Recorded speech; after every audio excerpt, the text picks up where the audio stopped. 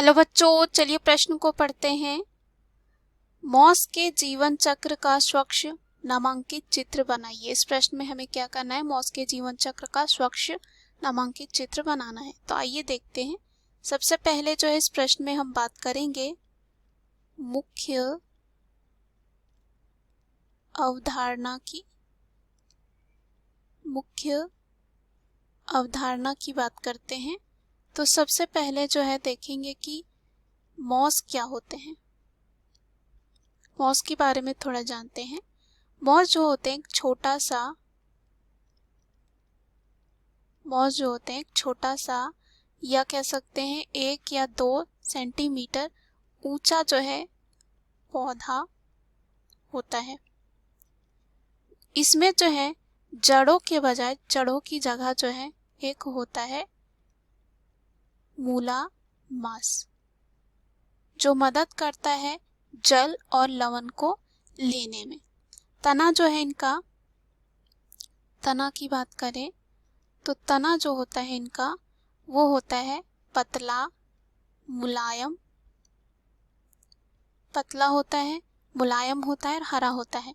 और इन पर जो है छोटी छोटी मुलायम पत्तियां जो है कह सकते हैं लगी हुई होती है, जिसके कारण मॉस जो होते हैं, मॉस पौधों का समूह एक हरे मखमल की चटाई जैसा लगता है। अब अगर हम इनके जीवन चक्र की बात करते हैं, मॉस के जीवन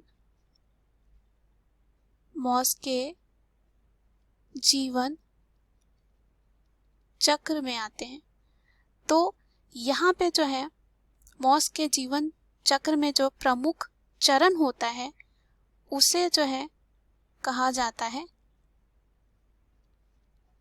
युग्मकोद्भिद। युग्मकोद्भिद कहा जाता है, और जिसमें हम कह सकते हैं 2 चरण होते हैं। पहला चरण यहाँ पे पहला जो होता है इसमें प्रथम तंतु चरण होता है। क्या होता है? प्रथम तंतु चरण होता है, जो सीधे बीजाणु से विकसित होता है, और यह एक रेंगने वाला हरा शाखित और अक्सर तंतुमय अवस्था होता है। दूसरी अवस्था की बात करें तो वो होता है पत्तीदार अवस्था। पत्तीदार अवस्था में क्या होता है, जो कह सकते हैं द्वितीयक प्रथम तंतु से पार्श्विक कलिका के रूप में विकसित होते हैं, और ये जो है सीधे पतले अक्षय युक्त होते हैं, जो सर्पिल रूप से व्यवस्थित पत्तियां होती हैं। तो आइए देखते हैं, इसको जो है हम चित्र द्वारा समझेंगे। तो यहाँ हमारे सामने जो है एक चित्र दे रखा है, और ये जो चित्र है हमारे सामने मॉस के जीवन चक्र का है। मॉस के जीवन चक्र का है। तो यहां हम देखेंगे सबसे पहले जो है अगुणित जो है पीढ़ी, जो सफेद रंग का यहाँ आप देख सकते हैं, यहाँ से लेकर यहाँ तक, तो ये जो है अगुणित पीढ़ी होगी। उसके बाद ये जो होगा द्विगुणित, जो हल्का आपको भूरे रंग का दिख रहा है, और यहाँ से लेकर हम कह सकते हैं यहाँ तक जो है ये क्या होगा? द्विगुणित पीढ़ी होगा। तो इसमें जो है इसे हम कहेंगे, जो द्विगुणित होगा उसे कहेंगे हम बीजाणुद भिद। उसके बाद यहाँ जो है सफेद में जो होगा उसे हम कहेंगे युग्मकोद भिद। अब हम देखते हैं यहाँ पे क्या होता है।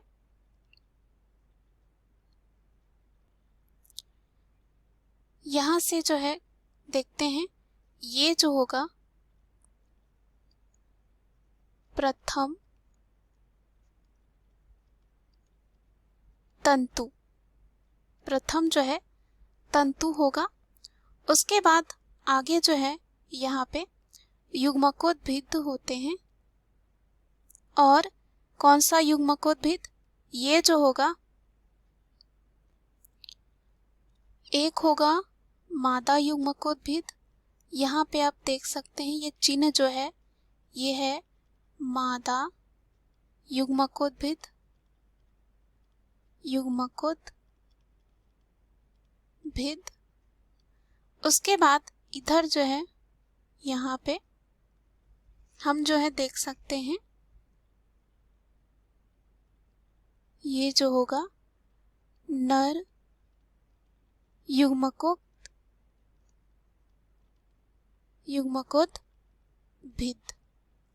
तो यहाँ पे प्रथम तंतु ये हो गया और ये हो गया।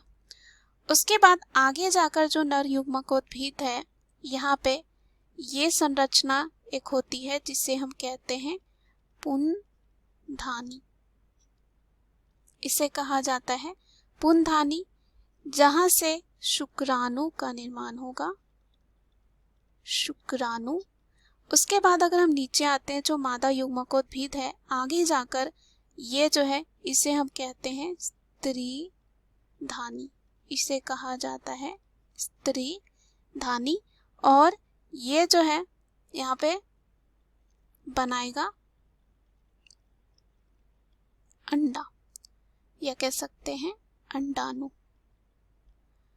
अंडाणु यहाँ पे ये बनाएगा। उसके बाद यहाँ पे जो है शुक्राणु, ये जो है जल में चला जाएगा। और यहाँ पे आगे हम देखते हैं अंडाणु, और अंडाणु होगा और इधर से जो है आएगा शुक्राणु, आएगा शुक्राणु। और इनके बीच में जो है क्या होगा? निषेचन होगा, यानी कि निषेचन की प्रक्रिया होगी। दोनों का, शुक्राणु का अंडाणु का यहाँ पे संलयन होगा और यहाँ देखा जाएगा निषेचन की प्रक्रिया। निषेचन के बाद जो है यहाँ इसमें जो है युग्मनज बनेगा और आगे जाकर यहाँ पे जो है कह सकते हैं भ्रूण का निर्माण होगा। भ्रूण का जो है निर्माण होगा और इस तरह से आगे जाकर यहाँ पे हम देख सकते हैं एक बीजाणुधानी है। ये जो है हम देख सकते हैं, इसे कहा जाता है बीजाणुधानी। तो बीजाणुधानी से यहाँ पे आगे जो है बीजाणु बनेंगे। और ये बीजाणु कैसे बनेगा? अर्धसूत्री विभाजन द्वारा। अर्धसूत्री जो है विभाजन द्वारा। और आगे जाके यहाँ पे पुनः क्या होगा? इसका अंकुरन होगा। क्या होगा? इसका अंकुरन होगा। और यहाँ पे हम देख सकते हैं ये जो है मादा युग्मकोद्भिद है, युग्मकोद्भिद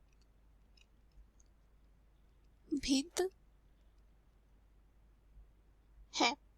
और आगे यहीं पे जाके बीजाणुधानी में यहाँ पे बीजाणु बनेंगे और सूत्री विभाजन द्वारा इनका जो है आगे अंकुरन होगा और फिर से ये जो चक्र है चलने लगेगी। तो यहाँ पे हमने देखा युग्मकोद्भिद और बीजाणुद्भिद दो यहाँ पे है, लेकिन मुख्यतः हमने देखा इसमें इसके जीवन चक्र में कौन होता है? युग्मकोद्भिद होता है। मुख्य अवधारणा के आधार पर हमने सिद्ध कर लिया है कि मौस के जीवन चक्र का स्वच्छ नामांकित चित्र किस तरह होगा। आशा करती हूँ यह उत्तर आपको समझ में आया होगा। धन्यवाद।